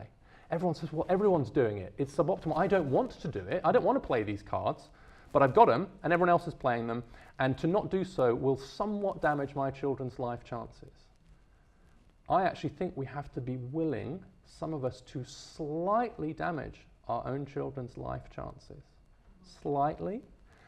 In the interests of shifting a social norm against those practices. You went from collective action problem to policy. You can go from collective action problem to social norms as well. Legacy preferences were not made illegal in the UK. They became indefensible in the face of a new egalitarian spirit. And it became indefensible not only among poorer people, but among the upper middle class themselves. And so I will not get an internship for my kids. I will not use legacy preferences for their kids because I think it's unethical to do so. And I might, at the very margin, somewhat damage their life chances, but let's not kid ourselves. I'm not consigning them to the salt mines. You know, they're marginal, and the point is, unless we're willing to sacrifice just a little bit, even around our own kids' life chances, then it seems to me we can't create sort of culture that's necessary. So collective action problem, yes, and sometimes through policy, yes, but also through a shift in social norms. I'm very fond of Jerry Cohen's phrase from his wonderful book, If You're an Egalitarian, How Come You're So Rich? Where he says, social justice is not just found in policies and in distant institutions, it's also to be found in the thick of everyday life. And so actually the things we do in the thick of everyday life, in our own institution, our own life, painful though this is, painful though it is, are necessary too. This is a moral argument just as much as a policy argument. With that, I better stop. Thanks.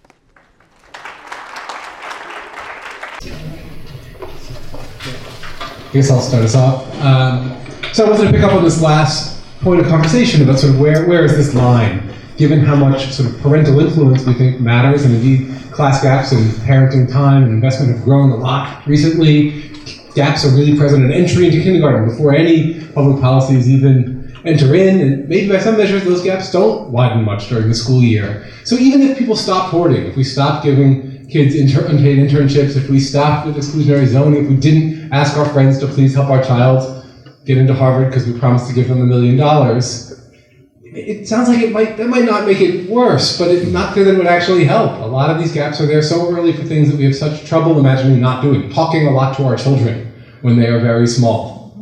How do we solve that problem without sort of some massive public policy, not just to get rid of the advantages of the rich, but to really lift up and to make public replace private? Is this on? It is. So back to Sibel's point about the wholly inadequate policy chapter? Woefully. That's even worse.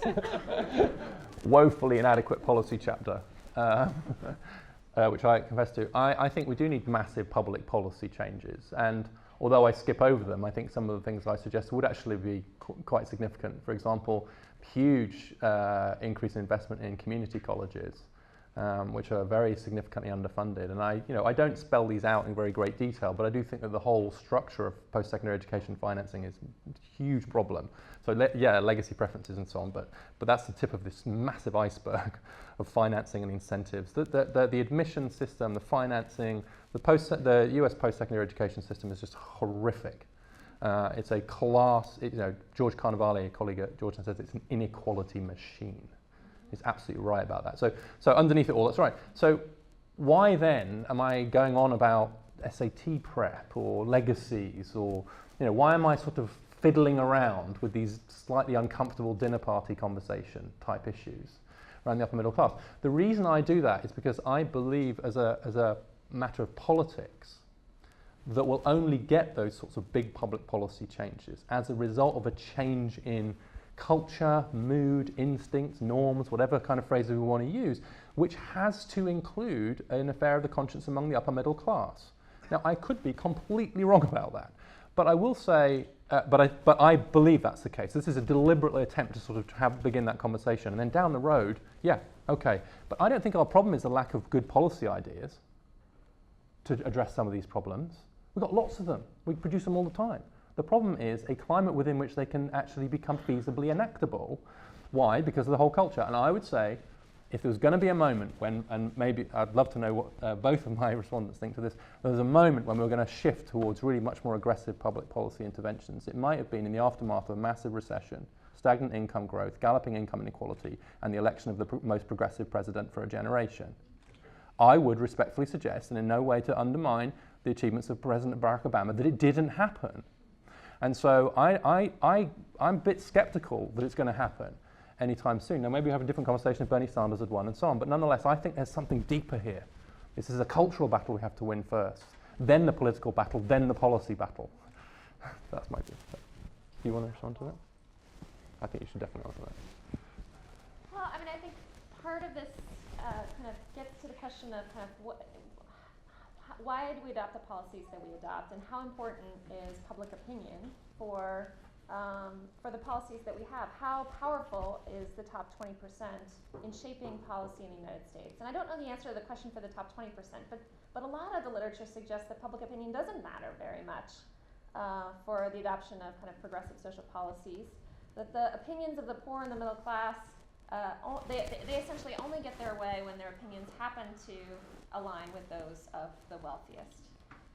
And so part of this is about kind of theorizing kind of a theory of political change. How important are changing the social norms among the top 20%? And how much of this is really a story about the elite and them ignoring the policy preferences of the vast majority of Americans? Yeah, so again, I guess I would say we can think both these things matter, right? We can handle that. And I very much believe that part of what happened to the Obama administration, and the first thing to say was that they actually did do some pretty significant redistributive policies. The stimulus package was actually quite redistributive, and the Affordable Care Act, and this is a big part of why it was hated on the right, was because it was actually the most redistributive public policy adopted in the U.S. at least since the 1960s. Right? It was paid for by the top 1 or 2%, and it transferred really, really valuable resources to people in the bottom half of the income distribution. Right? But they didn't. They clearly didn't do enough to break the cycle. And I guess the place I would start is I think the bottom 80% in American politics is increasingly weak and increasingly disorganized, especially around economic issues. I think the decline of unions is a big part of the long-term story there. A lot of complicated things that one could say about unions, including I think one could say that as unions get smaller and smaller, and as a share of the population, and reduce to little enclaves, increasingly in the U.S. now only in the public sector, that too can become a kind of opportunity hoarding, right? I mean, there's a way in which you build up, there's a big difference between the political economy of a society in which 50 or 60% of workers are in unions and one in which 10% of workers are in unions. So, but the decline of economic organization among the bottom 80% is a really important change. Now, so having said all that and being pretty committed to that view, I do think norms really matter. I'm increasingly convinced that norms and expectations matter. I just finished reading Steve Levitsky and Daniel Ziblatt's book, How Democracies Die, which I highly recommend, in which they argue that the threat of backsliding into autocracy, that a huge part of the story there is the gradual erosion of norms. Right? They have like this idea about that political elites, when they gain power, they have to exercise what they call forbearance. Right? Don't push your advantage all the way, right, to the point where you're like bending every rule to your permanent advantage. You lose forbearance, which is really a norm, right? Because the rules are on paper, but what they're saying is there are always opportunities to exploit everything that's available in those rules and turn them to your advantage. And if you see a breakdown of norms around forbearance, you're in a very dangerous place, and it tends to just feed on itself. And I actually found that argument quite convincing, and I think there's probably some, I think an important part of what you're talking about. So I take that, so the idea that every time you say, okay, well, I've got to go along and I'm going to send my kids to SAT Prep 2, you are reinforcing a particular norm. And if you find ways to push back in that and other contexts, you're challenging those norms. Hi, great book, great talk, great comments, thank you. Before my question, I just wanted to add a data point. Like, I'm Brazilian, and whatever you said about the top 20% thinking it's not the problem is with the rich, and the political left catering to those interests instead of the poor. That's the same thing happens in Brazil, and I suspect in many other countries. So maybe if you want to sell more copies of your books, just get a translation there and change some numbers. Now, I wanted to ask a question about social networks and this story about information bubbles. Your challenge is to get those people in the 20 but not top 1% to say, okay, so we are part of the problem, but then maybe if they are inside those bubbles where we just reinforce their norms, maybe they're just going to reinforce that they are actually the middle class and nothing needs to be done. Do you think that's like a concrete problem that's in the way of solving this incorrect perception, or that's just a distraction or a symptom of something else? Shall I go first? So I think it speaks to the issue about segregation. I'm using that term quite broadly now, but and that you use the phrase kind of bubbles and social networks and so on. So I think there's a number of problems that occur as a result of growing economic segregation by spatially, occupationally, institutionally. You saw the charts for the colleges. You've seen the income segregation numbers. And I think the problem is twofold. One, well, there are clearly huge public policy problems as a result of that, which we've, I think, talked about. But I'm more interested in a way, what are the sort of psychological problems, if you like. And I think there are two. One, reference point bias, which, as I alluded to earlier, I think the problem is that we always compare ourselves to a certain group. It tends to be the people who are around us. And so the more separate the upper middle class becomes, then the more you can convince yourself that you're not rich because your reference point is the people who are rich. And I think that causes a real problem. And I think you see that in survey after survey. There's just this kind of deep problem. And to some extent it's human nature, but the human nature to always compare yourself to people above you gets much worse when you've got these quite deep segregation patterns happening. So that's problem number one. Problem number two is almost like the economic gap becomes a bit of an empathy gap.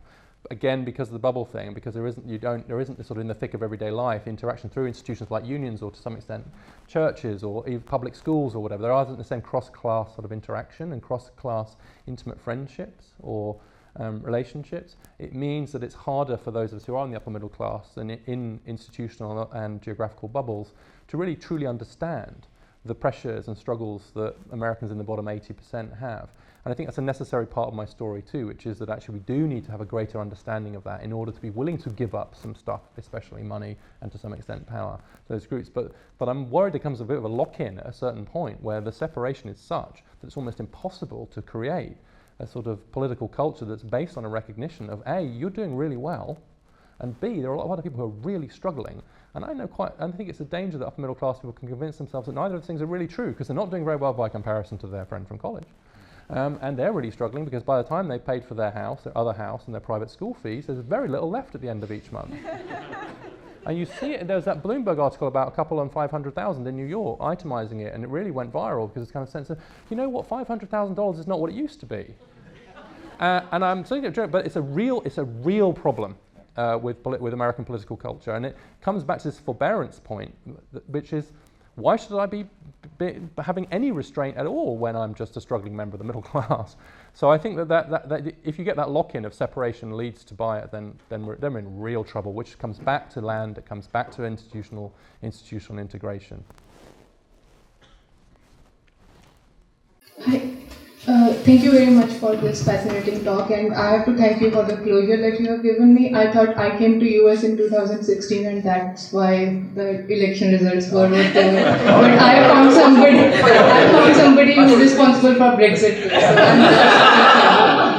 I have two questions / observations. The first one is about this idea that you have floated in your talk of that there should be no meritocracy when we are children, but when we are at, I don't know what that point is, then there should be.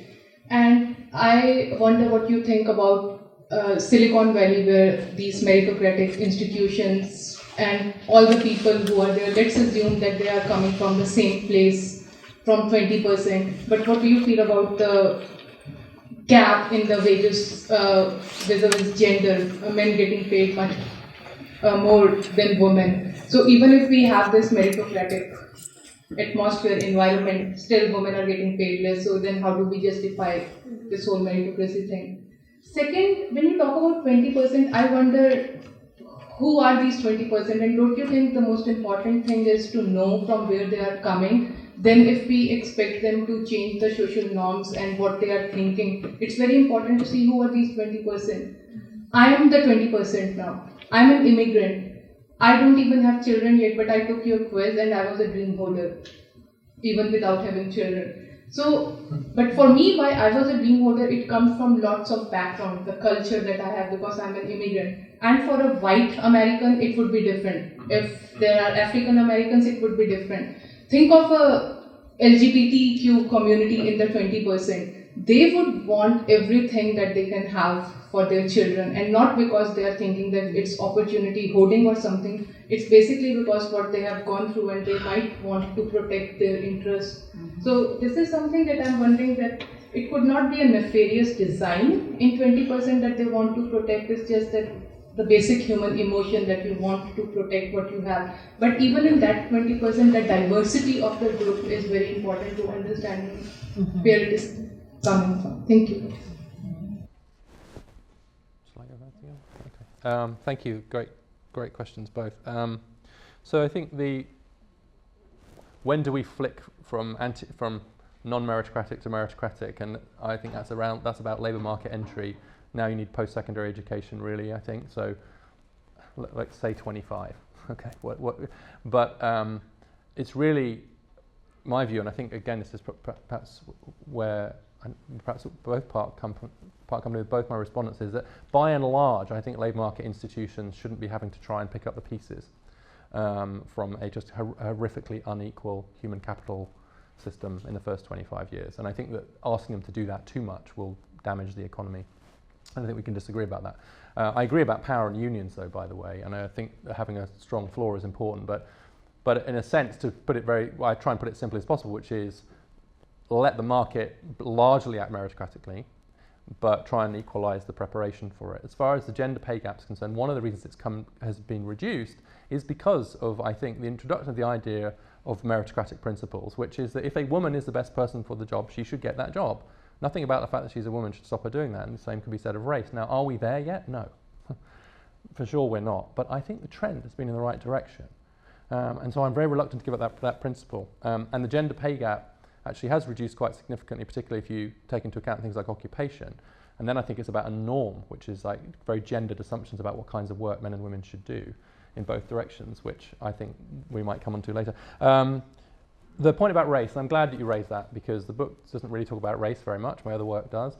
And that's one reason for that is because the upper middle class is predominantly white, and almost as white, in fact more white compared to the population now than it was 40 years ago because of immigration, and certainly no more black. To the extent that it's more diverse at all, it is because of an increase in the number of Asian Americans in the top 20%. There's been no increase in any other racial category in the top 20%. And I think, so the question is, like, is it the same if you're an immigrant or if you are, say, Asian American or black American? Is it do the same moral calculuses apply? And I actually don't think they do. And it's partly because, as Isabel said, the risk of downward mobility are much higher for black Americans from the top, and they're really high from the middle.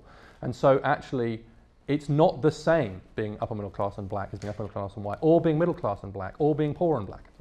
And so I think that does make a big difference. And similarly, when we think about immigration, I think you're talking about people who specifically might have come here to get the very best for their kids. And so it's harder in some ways to ask of them that they don't opportunity hoard. However, to the extent that immigrants might bring with them a meritocratic impulse, then maybe that could be helpful too. But I'll be clear, my target in my book was the predominantly white upper middle class, rather than those from other racial groups who are in that category. Do you want to add to that? Do you want to add to that? I want to, we want to get as many questions from the audience as we can, so we don't need to all. I'll get shorter as well. No, that's good. Hi, thank you all for your sharing. Thank you. And I particularly appreciate the last segment of your comment that did make the distinction between the differences in racial experiences. I'm really curious if this is a conversation about economics? Is it really about money? You know, and what is the relationship between this hoarding and mental health? And if we're talking about like a collective action, how do you think about the way in which there is potentially some kind of social cultural illness that has led to this idea of pulling resources out of the public space? So I'm just really curious if we can just have a little bit of discussion about like what I don't understand money. I don't understand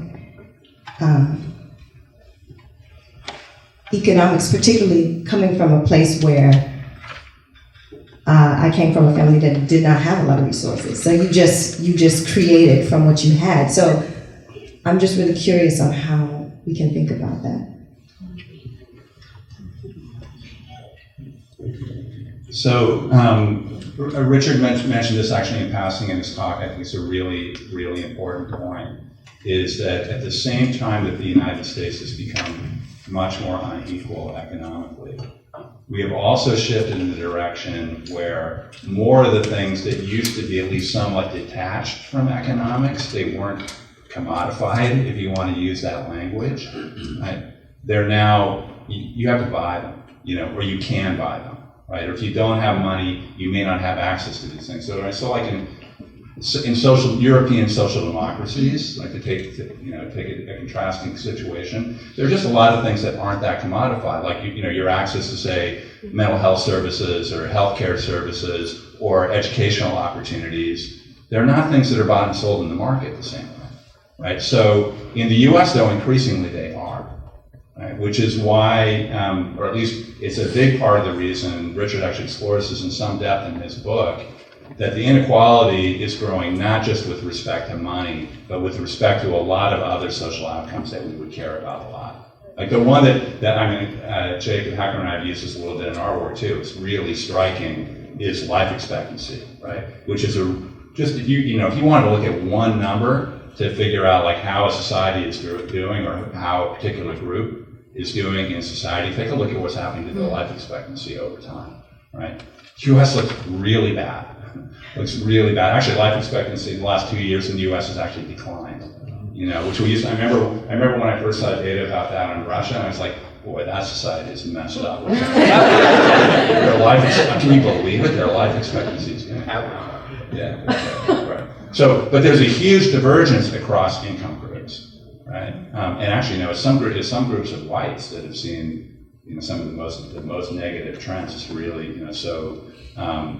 less educated, fairly low income, older whites have seen, really shocking changes in life expectancy. So that's one way I think I would think about. Yeah, it's not just about economics, but economics is playing a really important role there because so many of the other things that help people live a good quality of life, right, are increasingly in the U.S. tied up with economic resources at the same time that those resources are being distributed less and less equally.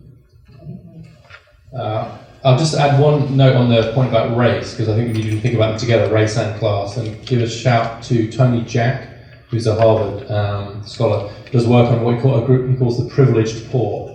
And he has data showing that a very high proportion of the black students at Ivy League colleges went to private K-12 schools, very often on a scholarship. Not all of them did on the scholarship, and so then it's very interesting to see what kind of happens to their sort of journey then. But the elite colleges, one of the reasons they do have any kind of black students in them is that they're taken from these private K-12 schools. We've got quite an interesting way that class and race interact there. The stakes are much higher when you don't have public goods. I think both my respondents have said that, and so I'm strongly in favour of universal healthcare, but I didn't want my book to be about that. And how we get there from here is a different matter altogether, but I went through a period of thinking you could understand America best from the movie Jerry Maguire.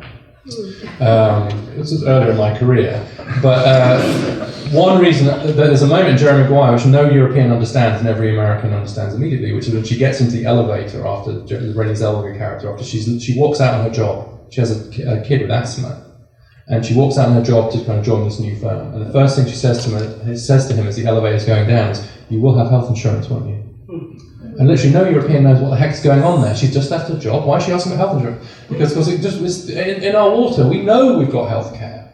In the UK, I don't have to worry my kids are not going to have health care. So it significantly lowers the stakes around it, and it's the convertibility of money into other goods is, I think, at least as big a problem in many ways as the actual distribution of money. And then I think this last point is, I think you've got to sort of almost a malaise, the socio-cultural thing. And one of my goals is to try and get to think about inequality culturally and sort of psychologically, and not just economically. And in particular, to think about the ways in which culture and economics then overlap with each other. I think this point about clustering is really important. So to give one more reference, a book by Avner Deschalet and Jonathan Wolfe called Disadvantage made a huge influence on me. I mention it in the book. And they talk about the clustering of advantages and disadvantages. And they say the goal of an egalitarian is to decluster disadvantage. Because you're always going to have inequalities on every domain when you try and reduce them. But what you shouldn't be able to do is just to be able to know who the disadvantaged are from any one of those domains. Right now, I know who poor people are and who sick people are and ill-educated people are and people who are having mental health problems because they're the same people to a very large extent. And separating out the different kinds of disadvantages is a big goal, I think, for egalitarian policymakers. Final question? Thanks to each of you for all of your provocative comments. Mine connects somewhat to this culture piece, and that culture change often, if not always, precedes political change. But in a lot of the comments that I was hearing today, it sounds as though there's an implicit focus on urban inequality specifically. And I'd like to hear from each of you just the extent to which you're thinking about the deep intergenerational and concentrated inequality in rural America. Because in my work, sitting in an urban place but working in rural places, I'm finding that this disproportionate focus on urban inequality is creating political conditions in rural America that are inadvertently undermining our progressive agenda. So, thoughts on that? That's a great question. I would love to talk with you about this because it actually is something that I'm interested in moving my research together with Hacker on, because I think the divides, all sorts of divides between urban, loosely defined, and rural, loosely defined, are growing, and both economically and politically. When I was talking about declining life expectancy, that a lot of that is rural, where you see a lot of the places where some of the most substantial problems are. And also this question about zoning that we were talking about before, this is a really stunning change in the structure of the American economy. There has never before been, and economists are now quite animated about this. Some of this work is cited in the book, some of it's being done on this campus by people like Moretti, right? So, but there has never before been a time in which the places that are seeing the biggest productivity growth in the economy are not the places that most people are moving towards. They're not gaining in population, right? Typically, economists would say those places are going to grow in population because that's where the economic opportunities are. That is not happening in the U.S. right now because people can't afford to live here, right? So instead, they move to places where the cost of living is lower, like parts of Texas, for example, just to take an example. Even though the economic opportunities may not be as good, the long-term economic opportunities, the chances to build human capital are not as good there. Right? So this is a big deal. So a lot of people increasingly, and they sense that. Part of what's going on in a lot of these rural areas is they feel like a lot of the very most talented kids, right, or the ones whose talent is identified, they go to a good college or something to get away. They don't come back, right? But for most of the rest of the young folks there, they can't get out. They don't have opportunities where they are, and they can't get to the places where the opportunity are. So I think this is really, really important. I would add to that this is a moment where the powerless become powerful through a particular political system, because I think a lot of people who are feeling quite powerless, for some of the reasons you just heard, are actually able to exert sometimes quite a bit of power over the political economy. And I think that's actually a sort of microcosm of the broader political economy, which is that a particular subset of the US electorate are able to exercise quite a bit of power over the global political economy. depending on who ends up in the White House. And so actually what it shows you is you get really disproportionate political damage being done from some of these sort of groups. I think we're learning that the hard way, especially those of us who've argued for a lot of these free trade kind of policies kind of in the past. I think this point about stuck in place as well as stuck in a particular economic category is really powerful. But it speaks to a really deep dilemma, which is the extent to which we're going to shift away from the traditional US approach, which is people, not places, and towards what's going to be more traditional European one, which is places, not people. And so traditionally in the US, it is this kind of movement. It is the geographical mobility, which is very often fueled economic mobility. And we're seeing huge obstacles to that now. But it might not just be the things we've talked about, Arizona. It might be personal preference. It might be people not wanting to move around as much as before. Maybe they've got two earners, not just one. Maybe they don't want their kids to be upping and moving out of school. There could be good reasons for that desire not to move as well. But I think we're really, that old debate about people and place is really coming to the fore again. We have to understand why, and to the extent, are they trapped or choosing? Because I think that has quite significant policy implications. But just empirically, some work that I've done using Chetty's data shows that the rural counties with the most upward mobility are the ones with the most out-migration. So you get high rates of upward mobility in those counties because they've gone. And so there's a question about, is that good or bad? And then where do you invest your marginal dollar? Do you invest your marginal dollar in the people so that they can up and go if they want? Or do you invest it in place-based institutions so that people can up and stay if they wish to too? And I think we're only at the beginnings of really thinking that through. I think this is a really important question, and one book that's been that's weighed on my mind a lot in the last year has been Kathy Kramer's book about rural resentment. And so part of her argument is that rural, which helps to explain the electoral outcome in 2016, is that kind of rural communities feel as if government, kind of one of the reasons why they're not in support of kind of government solutions to their problems as much as you might expect, is that they feel that that all of the benefits of government policy are going towards urban areas, and they're going towards elites in urban areas. And it's not necessarily true, but they have a very strong belief that that is the case. And clearly they are disadvantaged in terms of economic opportunities. And so we have to figure out a way to tie our faiths together in a way that doesn't kind of continue to drive rural America away from urban America. Well, we're going to have to call it. Before we give our folks here a round of applause, I'd like to thank the staff at the Institute for Research on Labor and Employment and Haas Institute for Fair and Inclusive Society for making this possible. So on your way out, thank them. And then I'd love to thank Richard Reeves, Paul Pearson, and Sibel Fox for incredible